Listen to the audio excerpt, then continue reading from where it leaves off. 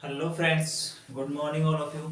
कैसे हैं आप सभी? उम्मीद करता हूँ बहुत ही अच्छे होंगे, से कुशल मंगल होंगे। फ्रेंड्स, हमारा जो कुछ एक दिनों से हमारी क्लासें डिस्टर्ब चल रही थी, हमारा जो पटवार का सिलेबस था वो हमने कंप्लीट कर लिया था। अब फ्रेंड्स उसके बाद में हम आज शुरू करने वाले हैं अपना जो वीडियो का है, जो विलेज डेवलपमेंट ऑफिसर का जो एग्ज़ाम हमारा होने वाला है। वैसे तो इसकी जो तिथि है वो दिसंबर में है, बाकी थोड़ा आगे पीछे भी हो सकती है, इसकी कोई फिक्स डेट अभी तक नहीं आई है। तो फ्रेंड्स, मैं बात करूंगा आज हम अपने जो वीडियो का जो सिलेबस है उसके बारे में, और फिर उसके बाद में हम चर्चा करेंगे अपना जो पहला टॉपिक हम कौन सा लेने वाले हैं, वो टाइम एंड डिस्टेंस वाला आज हम उससे शुरू करने वाले हैं। तो ठीक है फ्रेंड्स, बने रहिएगा हमारे साथ वीडियो के एंड तक और देखते रहिएगा। और फ्रेंड्स, मैं बात करूं हमारा जो वीडियो का एग्जाम है, ठीक है, वीडियो का एग्जाम, वीडियो की जो फुल फॉर्म होती है वो होती है विलेज डेवलपमेंट ऑफिसर। ठीक है फ्रेंड्स, या फिर हम इसको कहें तो क्या कहें, ग्राम सेवक भी हम इसको कह सकते हैं। ठीक है, ये हमारा जो ग्राम सेवक का है, आज हम वो अपना जो सिलेबस शुरू करने वाले हैं। तो फ्रेंड्स, मैं बात करूं इसके जो सिलेबस की, ठीक है फ्रेंड, जो हमारे पास जो मैथमेटिक्स का सिलेबस है,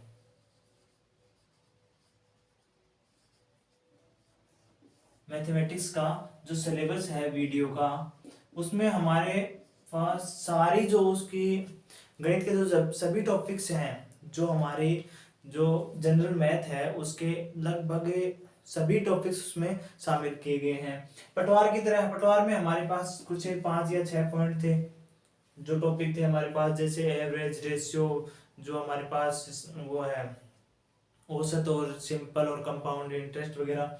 इस प्रकार के हमारे पास वहाँ पे 4 या 5 टॉपिक थे।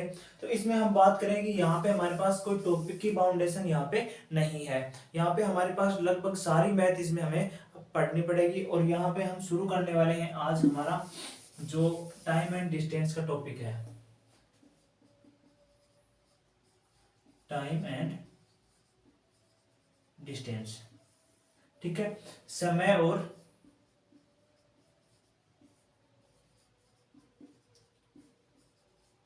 दूरी।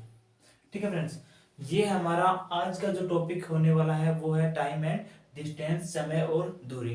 अब फ्रेंड्स, इससे संबंधित हमारे पास जो बेसिक सी बातें होती हैं, एक बार हम शुरू में उनकी जो जनरल बातें हैं, जो थ्योरेटिकल पोर्शन है इसका, वो हम यहाँ पे डिस्कस करने वाले हैं। उसके बाद हम इनके जो न्यूमेरिकल्स वगैरह हैं, उनके जो क्वेश्चंस हैं, उससे संबंधित हम यहाँ पे बात करने वाले हैं। ठीक है फ्रेंड्स, अब मैं यहाँ पे बता देता हूँ कि हमारे पास टाइम एंड डिस्टेंस में क्या होता है कि हमारे पास 3 वर्ड होते हैं। इसकी वोकैब्युलरी में हमारे पास 3 वर्ड होते हैं। क्या होता है? सबसे पहले होता है स्पीड, ठीक है, स्पीड, टाइम एंड, और जो तीसरा होता है वो होता है डिस्टेंस। ठीक है फ्रेंड्स, ये हमारे पास इसमें 3 वर्ड्स होते हैं, स्पीड, गति, टाइम, समय, और डिस्टेंस, दूरी। ठीक है, हमारे पास ये 3 वर्ड इसमें होते हैं। हम इन तीनों में एक बार हम जनरल रिलेशन यहाँ पे देखेंगे। ठीक है, यहाँ पे मैं बात करूं तो इसका जो हिंदी होता है वो होता है गति, या ठीक है, या फिर इसको हम चाल भी बोल सकते हैं। ठीक है, यहाँ पे ये हमारे पास है समय, और इसे हम बोल सकते हैं दूरी। ठीक है, ये हमारे पास 3 वर्ड हैं। अब हम बात करें कि जो जनरल फॉर्मूले होते हैं समय और दूरी के, वो हम सबको या फिर आप सभी को ये उनके बारे में पता होगा। वो बहुत ही जनरल फॉर्मूले हैं, हमने छोटी क्लासों में, जैसे 9th क्लास में या फिर 10th क्लास में भी उन चीज़ों का हमने यहाँ पे अध्ययन किया था। अब मैं बात करूँ यहाँ पे हमारे पास क्या होता है, दूरी बराबर 3 फॉर्मूले होते हैं। एक बार हम उनको डिस्कस करेंगे, उसके बाद उससे संबंधित हम आगे भी और डिस्कस करने वाले हैं। ठीक है फ्रेंड्स, बने रहिएगा। यहाँ पे मैं देखता हूं कि दूरी बराबर क्या होता है, समय गुणा समय इंटू चाल होती है। ठीक है, दूरी बराबर समय इंटू चाल। इसको हम इंग्लिश में देखें तो distance equal to time into speed. ठीक है, distance equal to time into speed, हम यहाँ पे इसको लिख सकते हैं। यहाँ से अगर मैं फॉर्मूले और बनाना चाहूँ यहाँ से समय का हम अगर फॉर्मूला देखें तो समय का फॉर्मूला क्या होगा, ये होगा दूरी बटा चाल हो जाएगा। ठीक है, यहां से अगर मैं चाल का फॉर्मूला निकाल सकता हूं तो चाल का फॉर्मूला क्या होगा, वो होगा दूरी बटा समय होगा। ठीक है, ये हमारे पास इससे संबंधित जो तीन जो जनरल फॉर्मूले बनते हैं, इन जनरल फॉर्मूलों की सहायता से ही हम इस जो टाइम एंड डिस्टेंस वाला जो टॉपिक है उसका हम अध्ययन करने वाले हैं। इन तीन जो फॉर्मूले हैं कहीं ना कहीं हम हर जगह इन फॉर्मूलों का यूज करेंगे। अब इन फॉर्मूलों का यूज के लिए हमारे पास क्या होती है, इसकी कुछ यूनिट्स होती हैं। यूनिट में हमारे पास क्या होता है, जैसे टाइम है, समय है, तो समय हमारे पास हम मिनट में लेंगे या फिर घंटे में लेंगे। दूरी है, दूरी हम किलोमीटर में लेंगे या फिर मीटर में लेंगे। जो हमारे पास चाल है वो किलोमीटर प्रति घंटा होगी या फिर मीटर प्रति सेकंड होगी। इन सभी बातों का हम यहाँ पे आगे और अध्ययन करने वाले हैं। अब ये हमारे पास बेसिक फॉर्मूले थे। अब इससे संबंधित मैं यूनिट्स की बात करूं,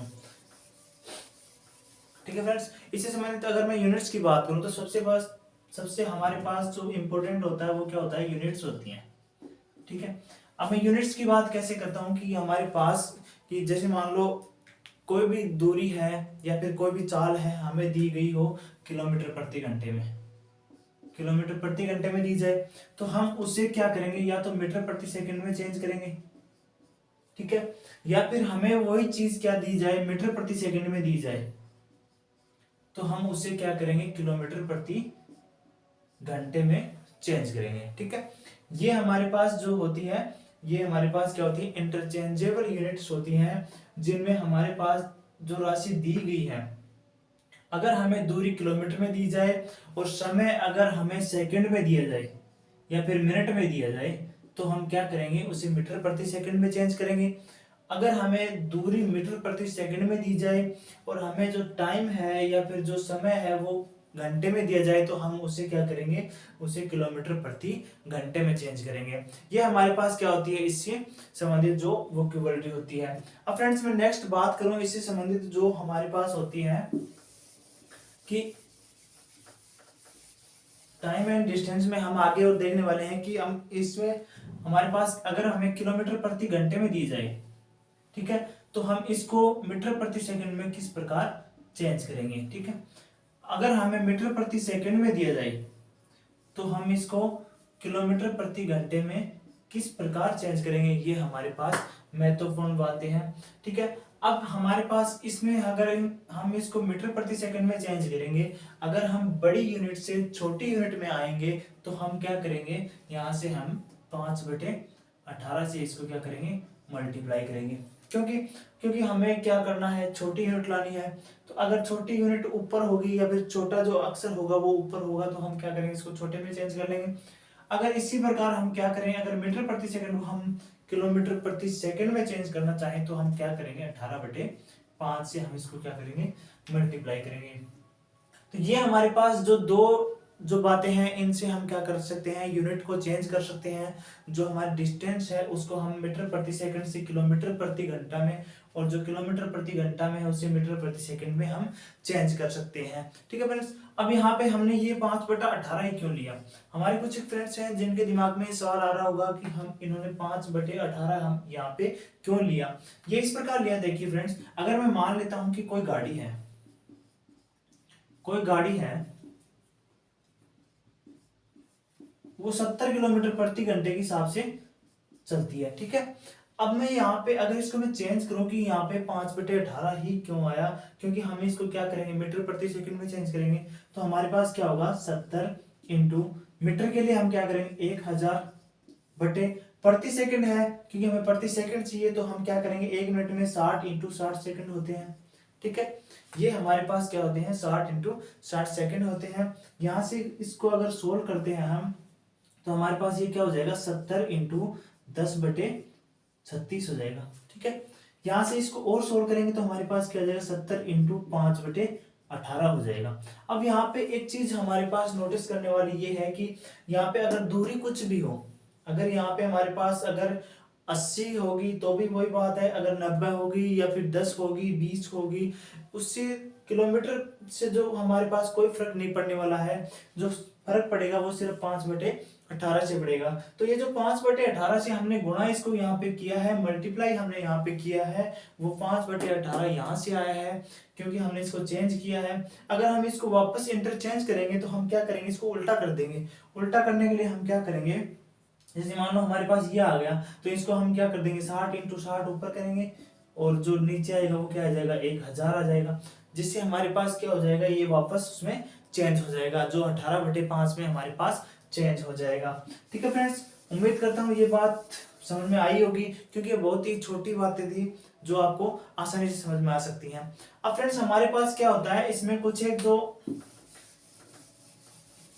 राशियां होती हैं, कुछ एक जो मान है वो हम डायरेक्ट भी याद कर सकते हैं और हम उनको निकाल भी सकते हैं। अब कुछ एक बातें क्या होती हैं कि जैसे मान लो हमने अभी बताया कि जो हमारे पास अगर 5/18 है, ठीक है, तो हम क्या करेंगे, कैसे इनको चेंज करेंगे, या फिर हमारे पास अगर हमें 1000/60 × 60 हमें याद रहे या ना रहे तो उसकी क्या गारंटी है। ठीक है, अगर एग्जाम में हम इस चीज को भूल सकते हैं तो हमारे पास इसका जो दूसरा ऑप्शन है वो भी हम यहाँ पे यूज कर सकते हैं।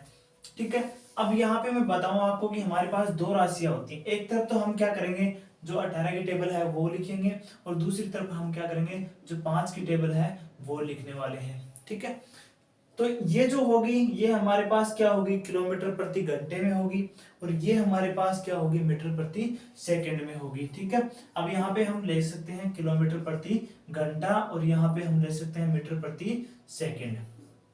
ठीक है फ्रेंड्स, ये हमने देख लिया।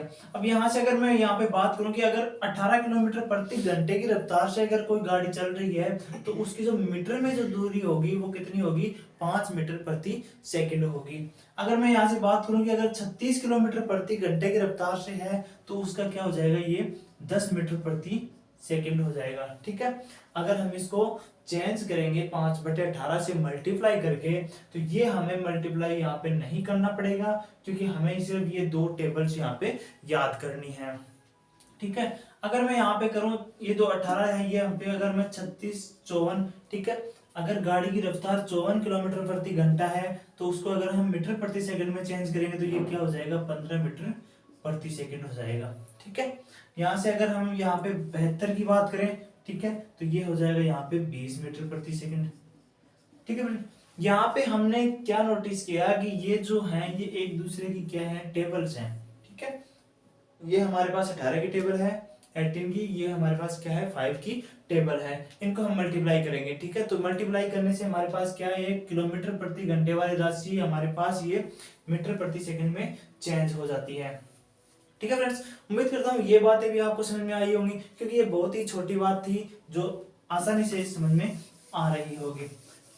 अब मैं बात करता हूँ यहाँ पे कि हमारे पास जो स्पीड और जो हमारे पास क्या है, टाइम। ठीक है, अब हमेशा क्या होता है कि जो स्पीड होती है वो टाइम की क्या होती है, इनवर्सली प्रोपोर्शनल होती है। ठीक है, जो हमारे पास जो गति होती है, जो चाल होती है, वो समय की क्या होती है, व्युत्क्रमानुपाती होती है। ये क्या होते हैं, व्युत्क्रमानुपाती होते हैं।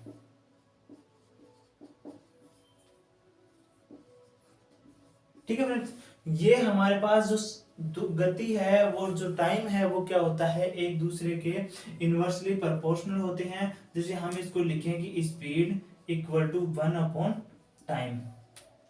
ठीक है, इसको हम इस प्रकार भी लिख सकते हैं। अब यहाँ पे मैं बात करूं कि अगर हम किसी भी गाड़ी की अगर स्पीड बढ़ाएंगे, ठीक है, अगर हम स्पीड यहाँ पे बढ़ाएंगे तो जाहिर सी बात है टाइम हमें कम लगेगा। ठीक है, अगर हमें किसी गंतव्य पे जाना है, अगर हम उस गाड़ी की किसी गाड़ी से जा रहे हैं, किसी साधन से जा रहे हैं, तो अगर हम उसकी स्पीड बढ़ाएंगे तो हमें टाइम क्या लगेगा, कम लगेगा, और अगर हम स्पीड कम करेंगे तो टाइम क्या लगेगा, ज्यादा लगेगा। ठीक है, तो हम यहाँ पे क्या देख रहे हैं कि हम एक चीज को बढ़ा रहे हैं तो दूसरी घट रही है, और दूसरी को बढ़ा रहे हैं तो दूसरी जो नेक्स्ट वाली राशि है वो क्या कर रही है, बढ़ रही है। ठीक है, यहाँ पे हम देख रहे हैं कि ये जो होता है इसके क्या होता है, इनवर्सली प्रोपोर्शनल होता है। ठीक है, अब यहाँ पे अगर मैं एक एग्जांपल लेता हूं, एग्जांपल क्या लेता हूं कि जैसे मान लो रमेश है। ठीक है, रमेश है और एक है सुरेश। ठीक है, रमेश और सुरेश की जो गति है, जो चाल का अनुपात अगर मैं मान लेता हूं यहाँ पे 4:5 है। ठीक है, रमेश और सुरेश की जो चाल का अनुपात है वो कितना है, यहाँ पे जो गति का अनुपात है वो 4:5 है। और इनका अगर हम टाइम निकालेंगे तो हमारे पास क्या है, स्पीड है। अगर हम टाइम का रेशियो निकालें तो ये क्या होगा, इसके विपरीत हो जाएगा। जिसकी चाल है वो 4 है, उसकी जो टाइम होगा वो क्या होगा, 5 हो जाएगा। और जिसकी चाल 5 है उसका टाइम क्या हो जाएगा, 4 हो जाएगा, क्योंकि चेंज हो जाएगा। अगर स्पीड कम है तो टाइम ज्यादा लगेगा, अगर स्पीड ज्यादा है तो टाइम क्या लगेगा, कम लगेगा। ठीक है, तो यहाँ पे ये क्या होता है, एक दूसरे के इनवर्सली प्रोपोर्शनल होते हैं। ठीक है फ्रेंड्स, ये बातें समझ में आई होंगी। अब यहाँ पे अगर हमारे पास एक जो इम्पोर्टेंट टॉपिक बच जाता है इससे संबंधित, जो हमारे पास टाइम एंड डिस्टेंस का है, उसमें हमारे पास इम्पोर्टेंट टॉपिक क्या बच गया, ये हमारे पास सापेक्षिक चाल बच जाती है। सापेक्षिक या इसको आपेक्षिक भी हम बोल सकते हैं। ठीक है फ्रेंड्स, ये हमारे पास क्या है, इसकी जो महत्वपूर्ण टॉपिक है। अब हम बात करें कि अगर ये सापेक्ष चाल किस प्रकार जुड़ती है और ये किस प्रकार यहाँ पे घटती है, ये हमें यहाँ पे समझना है। ठीक है, अब मैं मान लेता हूं कि दो गाड़ियां हैं, वो एक गाड़ी ए से बी की तरफ जा रही है। ठीक है, और दूसरी गाड़ी है वो भी क्या कर रही है, जो बी है वो भी क्या जा रही है, ए से बी की तरफ जा रही है। तो यहाँ पे हमारे पास क्या है, दो गाड़ियां हैं, दोनों गाड़ी एक ही दिशा में जा रही है। या फिर हम ऐसे भी कर सकते हैं कि जो इसके आगे हम यहाँ पे ले सकते हैं कि ये बी गाड़ी है या फिर ये ए गाड़ी है। हम इनको एक ही ट्रैक पे या फिर एक ही दिशा में भी ले सकते हैं या फिर समानांतर भी ले सकते हैं। यहाँ पे हम देखेंगे इनकी जो डायरेक्शन है वो क्या है, सेम डायरेक्शन है। तो सेम डायरेक्शन में क्या होगा, इनकी जो डिस्टेंस है एक दूसरे की वो क्या होगी, नेगेटिव होगी, मतलब घटेगी। ठीक है, यहाँ पे इनकी जो गतियों का अंतर होगा, ये मान लेते हैं कि ये 30 किलोमीटर प्रति घंटा से चल रही है और ये 60 किलोमीटर प्रति घंटे से चल रही है। ठीक है, ये 30 किलोमीटर प्रति घंटे से और ये 60 किलोमीटर प्रति घंटे से चल रही है। तो हम यहाँ पे अगर इनकी जो सापेक्ष चाल देखेंगे, सापेक्ष का मतलब क्या होता है कि इसकी तुलना में इसकी चाल क्या है, या फिर इसकी बी की तुलना में ए की चाल क्या है। ठीक है, तो यहाँ पे इनकी जो सापेक्ष चाल होगी वो क्या होगी, सापेक्षिक चाल होगी यहाँ पे 60 - 30 हो जाएगी, जो इक्वल टू किसके आएगी, 30 किलोमीटर प्रति घंटे। ठीक है, इन दोनों की जो गति है उस गति के जो अंतर के इक्वल टू आएगी वो क्या आएगी, यहाँ पे इसकी सापेक्षिक चाल आएगी। अब यहाँ पे हमारे पास इसका जो दूसरा एग्जांपल है वो क्या होता है, जैसे मान लो ए गाड़ी ए है वो इस तरफ जा रही है। ठीक है, उसी प्रकार अगर दूसरी गाड़ी यहां से ये इस तरफ जा रही है, या फिर ये गाड़ी जो बी गाड़ी है वो बी गाड़ी ए की तरफ आ रही है। ठीक है, या तो ऐसे मान लेते हैं कि एक बिंदु है, एक पॉइंट है जिससे दो गाड़ियां दोनों विपरीत दिशा में जा रही हैं। एक गाड़ी जैसे मान लो ये सेंटर पॉइंट है, यहां से एक गाड़ी इस दिशा में जा रही है, एक इस दिशा में जा रही है। तो यहाँ पे क्या होगा, इन दोनों की डिस्टेंस क्या होगी, ऐड होगी। अगर दोनों गाड़ियां एक ही दिशा में जा रही हैं, एक के पीछे एक जा रही है, तो उनकी जो डिस्टेंस है या फिर उनकी जो चाल है वो क्या होगी, यहाँ पे अंतर होगी। और यहाँ पे अगर ये दोनों अलग अलग दिशा में जा रही हैं तो यहाँ पे क्या होगी, इनकी चाल यहाँ पे जुड़ जाएगी। अब यहाँ पे भी क्या दे रखा है कि ये जो बी है, ये जो बी गाड़ी है वो एक की तरफ आ रही है और जो ए गाड़ी है वो बी की तरफ जा रही है। तो क्या मैं यहाँ पे देख सकता हूँ कि जो डिस्टेंस है इन दोनों के बीच की ये कम हो रही है। कम क्यों हो रही है, क्योंकि ए गाड़ी है वो भी दूरी तय कर रही है और बी है वो भी तय कर रही है। दूरी हमारे पास सेम है। ठीक है, दोनों पॉइंटों के बीच की दूरी हमारे पास क्या है, सेम है। मान लेते हैं ये दूरी कितनी है, ये दूरी हमारे पास 100 किलोमीटर की है। ठीक है, ये हमारे पास दूरी क्या है, फिक्स है 100 किलोमीटर की। तो ये जो 100 किलोमीटर की दूरी है उसको दोनों गाड़ियां तय कर रही है, ए गाड़ी भी तय कर रही है और बी गाड़ी भी तय कर रही है। तो यहाँ से हम देख रहे हैं कि ये जो दूरी है ये दोनों की, अगर दोनों गाड़ियां सामने सामने आ रही हैं तो उनकी जो गति है वो जुड़ेगी, तभी तो वो टोटल डिस्टेंस में से क्या होगी, कम होगी। ठीक है फ्रेंड्स, उम्मीद करता हूँ ये बातें समझ में आई होगी। अब यहाँ पे हमारे पास जो इसकी सापेक्ष चाल है, अगर आमने सामने आए, आमने और सामने आए तो क्या होगी, जुड़ेगी। ठीक है, यहाँ से हमारे पास क्या है, ये जो अगर मैं मान लेता हूँ कि ए गाड़ी है वो 30 किलोमीटर प्रति घंटे से चल रही है, और जो बी गाड़ी है वो इसी तरफ ए की तरफ वो कितने 60 किलोमीटर प्रति घंटे से चल रही है। अब यहाँ से सापेक्षिक चाल निकालेंगे तो इन दोनों का क्या करेंगे, ऐड करेंगे, तो हमारे पास ये क्या हो जाएगी 90 किलोमीटर प्रति घंटे से ये क्या हो जाएगी, यहाँ पे इसकी सापेक्ष चाल हो जाएगी। ठीक है फ्रेंड्स, ये हमारे पास क्या थी, सापेक्षिक चाल या आपेक्षिक चाल। सेम डायरेक्शन में ये क्या करेंगी, यहाँ पे सेम डायरेक्शन में ये घट जाएंगी, और विपरीत डायरेक्शन में अगर चलेंगी तो ये क्या हो जाएंगी, यहाँ पे ऐड हो जाएंगी। ठीक है फ्रेंड्स, उम्मीद करता हूँ ये चीजें आपको समझ में आई होंगी। अब यहाँ से इससे संबंधित मैं एक एग्जाम्पल ले लेता हूँ। यहाँ इससे संबंधित अगर एक छोटा एग्जाम्पल लेते हैं हम, अगर हम एग्जाम्पल की बात करें कि कोई रेलगाड़ी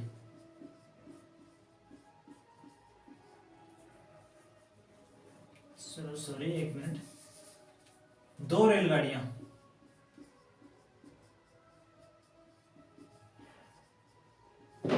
एक ही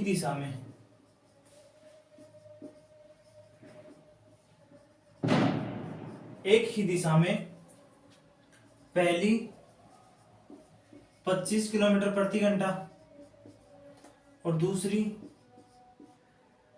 60 किलोमीटर प्रति घंटा की रफ्तार से चल रही हैं,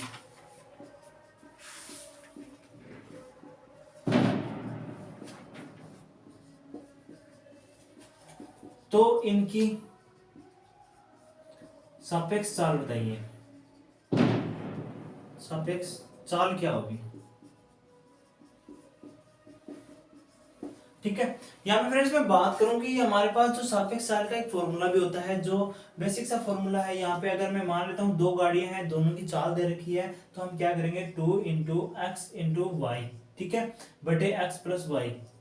यहाँ से ये हमारे पास क्या होता है, इसका फॉर्मूला होता है। यहाँ पे x क्या है कि पहली गाड़ी की चाल है, जो y है वो दूसरी गाड़ी की चाल है, और यहाँ पे इन दोनों की चाल को हम नीचे क्या करेंगे, ऐड करेंगे।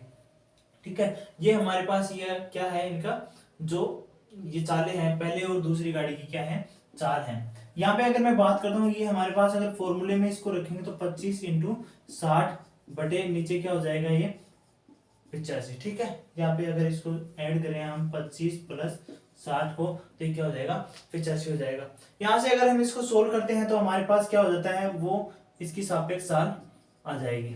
ठीक है, यहाँ से इसको सोल्व करें हम तो ये हो जाएगा 1500 और ये 2 नीचे 85। ठीक है, यहाँ से इसको हम सोल्व करेंगे तो ये हमारे पास आ जाएगा। यहाँ से इसको हम काटेंगे तो ये हो जाएगा 15